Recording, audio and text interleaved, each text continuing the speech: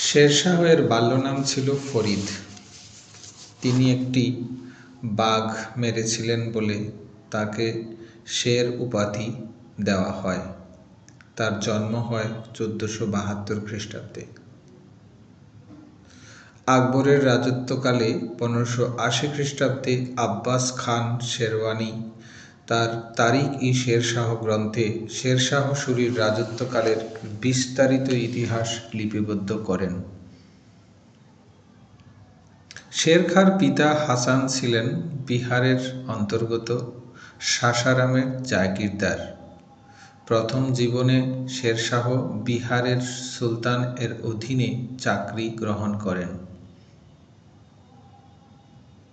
বাহার খাঁ লুহানি ফরিদের সাহস ও বীরত্বের জন্য তাকে শের উপাধি দেন। শেরশাহ 1534 খ্রিস্টাব্দে সুরজগড় বা কিউলির যুদ্ধে বাংলার সুলতান মাহমুদ শাহ ও বিহারের নাবালক শাসক জালাল এর সম্মিলিত বাহিনীকে পরাস্ত করে নিজেকে বিহারের সুলতান হিসাবে প্রতিষ্ঠিত করেন।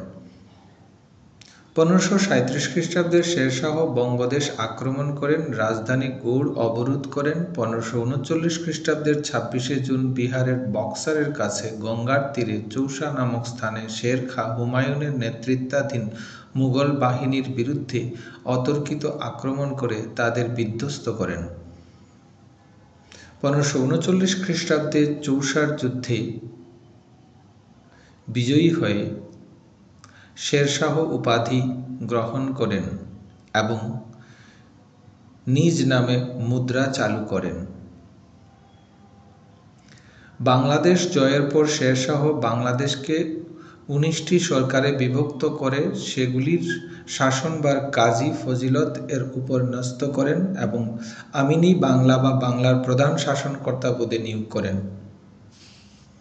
শেরশাহ 1542 খ্রিস্টাব্দে রণথম্বুর দুর্গ, 1543 খ্রিস্টাব্দে সিন্ধুর ভাক্কর ও সেওয়ান দুর্গ, চান্দেরি ও রায়সেন দুর্গ অধিকার করেন। 1544 খ্রিস্টাব্দে শামসেনের যুদ্ধে মারওয়ার রাজ মালব রাঠোর পরাজিত করেন।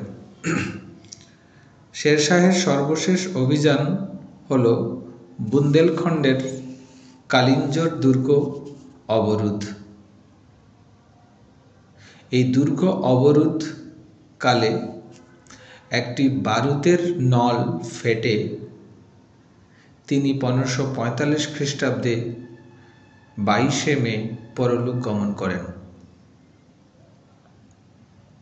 বুন্দেলখণ্ডের বিখ্যাত কালিঞ্জরে মৃত্যুর পর তাকে সেখানে সাময়িকভাবে সমাধিস্থ করা হলেও পরবর্তীকালে বিহারের সাসারামে তাকে চিরদিনের জন্য সমাহিত করা হয়।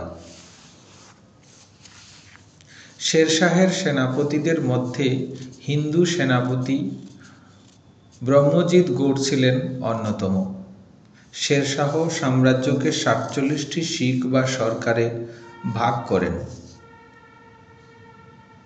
শেরশাহ দাগ এবং হুলিয়া প্রথার পুনঃপ্রবর্তন করেন এবং কবুলিয়ত ও পাট্রা প্রথা প্রবর্তন করেন। শেরশাহের রুপি নামে রূপার মুদ্রা ও দাম নামে তাম্রমুদ্রার প্রচলন করেন। রূপার মুদ্রার সঙ্গে তাম্রমুদ্রার বিনিময়ে আনুপাতিক হার ছিল 164। তিনি মুহর নামে 169 গ্রেন ওজনের স্বর্ণমুদ্রা চালু করেন। শেরশাহ দুর্ভিক্ষ বা প্রাকৃতিক বিপর্যয়ের সময় অনুদানের জন্য বিঘা প্রতি 2.5 সের শস্য আদায় করতেন। পূর্ববঙ্গের সোনারগাঁও থেকে সিন্ধুনদ পর্যন্ত 1400 মাইল দীর্ঘ রাস্তা সড়ক-ই-আজম নির্মাণ করেন, বর্তমানে যা গ্র্যান্ড ট্রাঙ্ক রোড নামে পরিচিত। এর ভারতের অংশ সোনালী চতুর্ভুজ প্রকল্পের অন্তর্ভুক্ত হয়েছে। শেরশাহ সর্বপ্রথম ঘোড়ার পিঠে ডাক চলাচলের ব্যবস্থা প্রবর্তন করেন। তিনি 1700টি সরাইখানা নির্মাণ করেছিলেন। তিনি কৃষকদের তাকাবি ঋণ দিতেন দুর্ভিক্ষের সময়। শেরশাহ হুমায়ুন কর্তৃক নির্মিত দিনপানাহা শহরের উন্নতি ঘটান এবং এর নতুন নামকরণ করেন শেরগড়। তার আমলে বিনামূল্যে খাদ্য বিতরণের জন্য লঙ্গরখানা খোলা হয়। শেরশাহের সময়ে ইসলামী শিক্ষার কেন্দ্র ছিল জৌনপুর। অন্যদিকে তিনি বিচার ব্যবস্থার ক্ষেত্রে ন্যায় ও সাম্যের প্রাধান্য দেন। শেরশাহ হানাফি মতবাদে বিশ্বাসী ছিলেন এবং তিনি একজন সুন্নি মুসলমান ছিলেন। তার সময়ে সর্বত্র একই ধরনের জমির মাপ চালু হয়। জমি মাপার গজ সিকান্দারি গজ নামে পরিচিত ছিল। শেরশাহ নির্মিত বিহারের সাসারামের সমাধি মন্দিরটি ছিল তার শিল্পকীর্তির সর্বোৎকৃষ্ট নিদর্শন। তিনি ঝিলাম নদীর তীরে রোটাসগড় দুর্গ নির্মাণ করেন।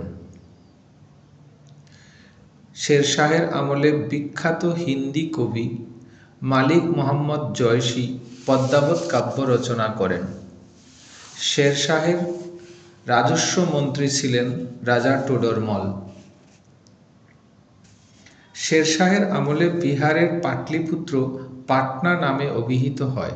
শেরশাহের সময় বৈষ্ণব ধর্মের নবজাগরণ ঘটেছিল। সেই সময় মথুরা ছিল বৈষ্ণব ধর্মের এক শ্রেষ্ঠ সাংস্কৃতিক স্থান। শেরশাহের মুদ্রায় ফরাসি ও দেবনাগরী অক্ষরের নাম খোদাই করা হতো। শেরশাহকে দ্বিতীয় আফগান সাম্রাজ্যের প্রতিষ্ঠাতা বলা হয়। ঐতিহাসিক ভিনসেন্ট স্মিথ বলেছিলেন যে যদি শেরশাহ জীবিত থাকতেন তবে ভারতের ইতিহাসে রঙ্গমঞ্চে মহান মুঘল সম্রাটদের আবির্ভাব হতো অসম্ভব